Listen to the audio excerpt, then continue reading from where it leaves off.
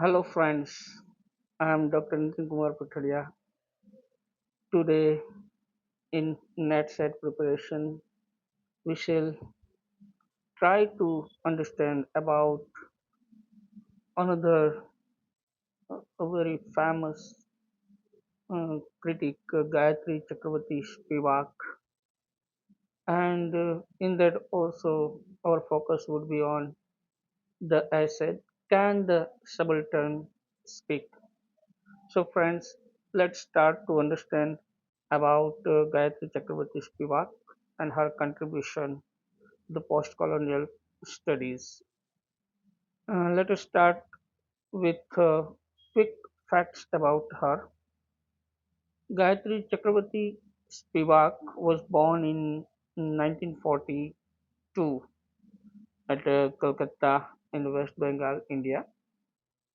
Uh, she has worked in different fields like she was a literary theorist, philosopher, feminist, and post-colonial critic. She did her PhD in comparative literature from Cornell University in 1967. Uh, she was influenced by Derrida, Foucault, Marxism, Gramsci, and Paul de Man. She is very famous and known for her seminal essay "Can the Subaltern Speak?", which was published in 1988. We have to remember the date of publication also. And currently she is Professor Emerita at Columbia University, USA. Uh, Let us try to understand about her early life and education. Uh, she was born in a Bengali Brahmin family in Kolkata. She developed her early interest in literature, philosophy, and politics. She studied at University of Calcutta and completed her PhD in comparative literature from Cornell University in 1967. Her doctoral supervisor was Paul Deman. Remember this fact, friends. Her doctoral supervisor was Paul Deman. And she worked in education, translation, and rural development of India. One more thing we should remember about her is that she has translated of grammatology uh, written by Jacques Derrida in from French into English, and she translated it in 1976, and it was published by John Hopkins University Press. So remember this. Of grammatology was translated into English by Gayatri Chakravorty Spivak. Uh, Let us try to understand intellectual and historical context. Uh, uh, she started to write and think uh, during the post-colonial, feminist, and Marxist theoretical debates were going on at that time. She was associated with the Subaltern Studies Collective.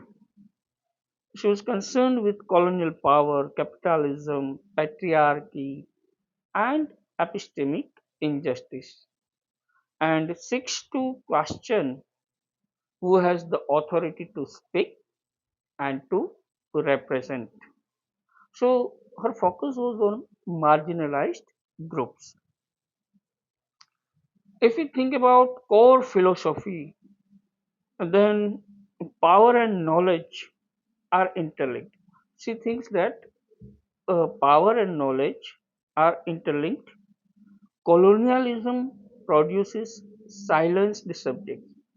अ, उसका कहने का मतलब ये है कि colonialism की वजह से क्या होता है, जो सब्जेक्ट्स है वो अपनी आवाज उठा नहीं सकते, so they become silenced. Then the representation of the subaltern is always mediated by dominant discourse. और जो लोग बात करते हैं सबल्टन की, वो भी कोई डोमिनेंट डिस्कोर्स है, उसके थ्रू उसकी बात होती है। Ethics requires listening to the voices that history has erased. ये बहुत अच्छी बात है कि एथिक्स जो है उसको जिन लोगों की आवाज हिस्ट्री में से इरेज कर दी गई है उसको सुनना चाहिए। लेट अस अंडरस्टैंड की कंसेप्ट्स बाय हार्ट। सो पहला कंसेप्ट है सबल्टन का। What is subaltern? Subaltern means social groups excluded from power and representation. They are not given right to raise their voice and represent their issues to the society. So those people are called subaltern. Second concept is epistemic violence, silencing and erasure of marginalized knowledge. That is called epistemic violence. Third is representation, the act of speaking for others, which often distorts their voice. दूसरों के लिए जो हम बात कोई बात करें तो उसको रिप्रेजेंटेशन कहा जाता है, और उसमें कई बार जो एक्चुअल वॉइस जो है वो नहीं दर्शाया जाता। Strategic essentialism, it means that temporary use of collective identity for political goals. And the last concept is hegemony. Hegemony means dominant power that shapes culture and ideology. हमें खास करके याद रखना है कि ये जो कंसेप्ट है actually was given by Antonio ग्रामशी, and she uses that concept in her essay. Now let us go to the work. Can the subaltern speak? The essay, which was published in 1988. Actually, it was first published in Marxism and the Interpretation of Culture, in the book named Marxism and the Interpretation of Culture, which was published in 1988. This essay raises a fundamental question, that can those who are systematically oppressed and silenced by power structure ever truly speak? यानी कि जो marginalized people है, क्या वो कभी अपनी आवाज उठा सकते हैं? उसको उसका राइट है? It argues that the subaltern is always spoken for by elites, intellectuals, and institutions. It uses the example of sati, that is widow immolation, to show how colonial and nationalist discourses silence the real voice of the women.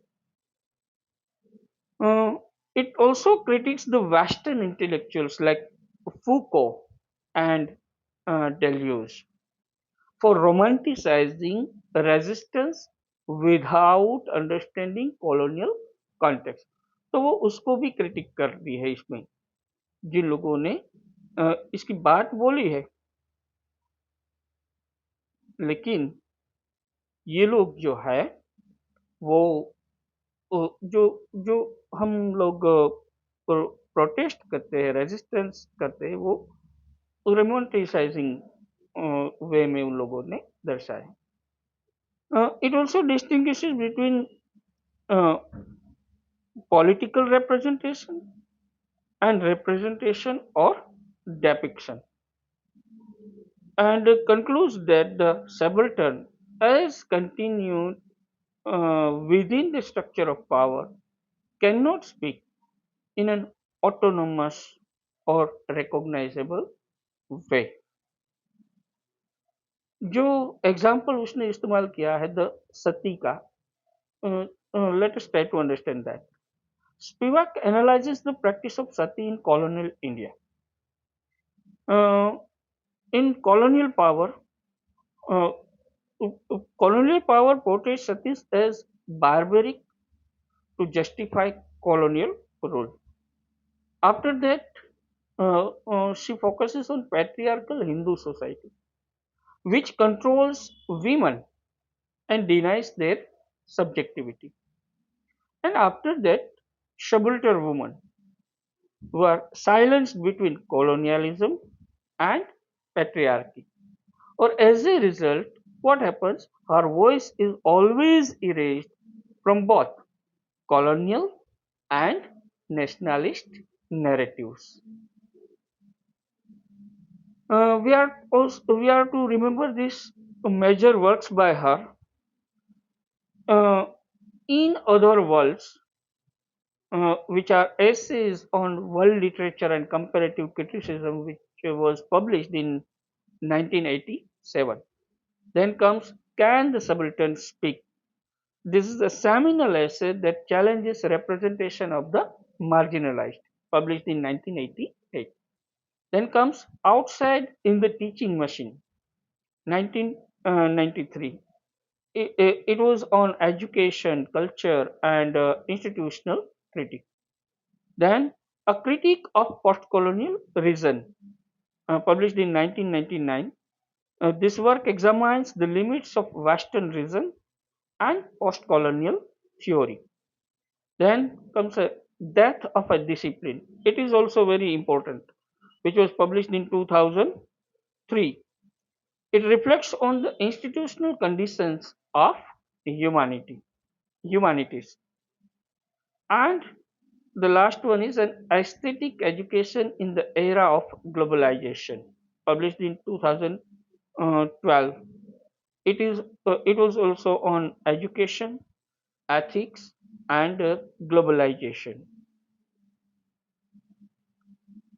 Uh, she was influenced by Jacques Derrida from Deconstruction and Difference, from Michel Foucault, uh, his concepts of power, discourse, and knowledge, from Karl Marx, the concepts of class, exploitation, and capitalism, from Antonio Gramsci, the concept of subalternity and hegemony, and from Paul de Man, deconstruction and literary theory. If we see the key themes of her writing, uh, these are silencing of marginalized voices, colonialism and cultural domination, gender, patriarchy and subaltern women, power, representation and discourse, epistemic violence and knowledge, ethics and political responsibility, education and empowerment. Her contribution is very large. She founded the subaltern theory in the postcolonial studies. She brought gender into postcolonial analysis.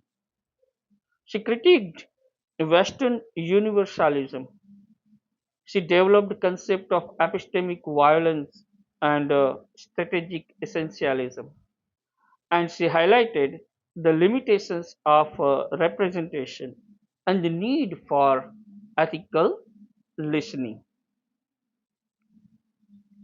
So, if we see the chronological timeline of her life, in 1942 she was born in Calcutta. In 1960s, she studies at Calcutta University. In 1967, she did her PhD from Cornell University, USA. In 1976, she translates Derrida's Of Grammatology into English. We are to remember it especially, this work. In 1987, she publishes In Other Worlds. In 1988, she publishes the seminal essay Can the Subaltern Speak? In 1993, she publishes Outside in the Teaching Machine. 1999, she publishes a critique of postcolonial reason. In 2003, she publishes Death of a Discipline. And in 2010 ongoing, she continues writing, teaching, and her activism. Uh, Friends, why? this why we need to learn about Spivak. If you think about her legacy, so Gayatri Chakravorty Spivak continues to be a guiding voice in post-colonial feminist and ethical theory. Her work challenges us to rethink power, representation, and injustice, and to listen carefully to the silenced voices of the world. जिन लोगों को बोलने का मौका नहीं मिला है, उन लोगों के बारे में वो बोल रही है।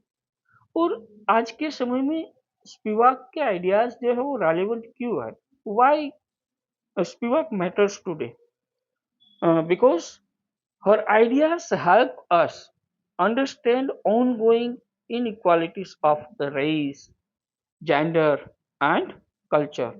She critiques how media, academics, and politics often speak for the marginalized. Her concept of epistemic violence is vital in the age of globalization and information power. She inspires ethical responsibility, scholarship, and activism and education. So, friends, uh, this was the lecture related to Gayatri Chakravorty Spivak, and especially our focus was on can the subaltern speak. So, I hope now you might have understood about Gayatri Chakravorty Spivak and this seminar essay. In our next video, we shall try to cover other important critics of the contemporary period who have contributed a lot in the ongoing discourse on the literary theories. Thank you very much. Do if you have uh, seen this video and if you liked it, then please like it, comment, subscribe the channel if you haven't yet, and share it with the others. Thank you very much. Stay tuned. We shall meet in the next video. Till then, goodbye. Thank you very much.